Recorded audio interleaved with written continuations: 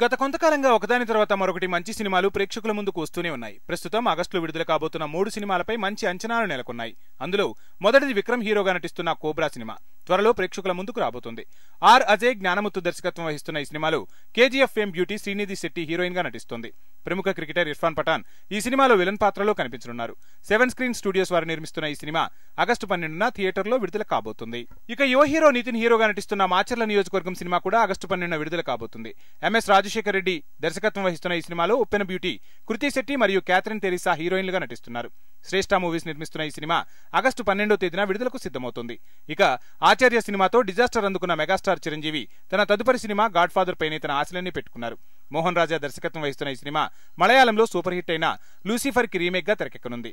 సల్మాన్ ఖాన్, నయనతార మరియు సత్యదేవులు ముఖ్య పాత్రలు పోషిస్తున్న ఈ సినిమా కూడా ఆగస్టు 12న విడుదలకు సిద్ధమవుతున్నట్లు తెలుస్తుంది.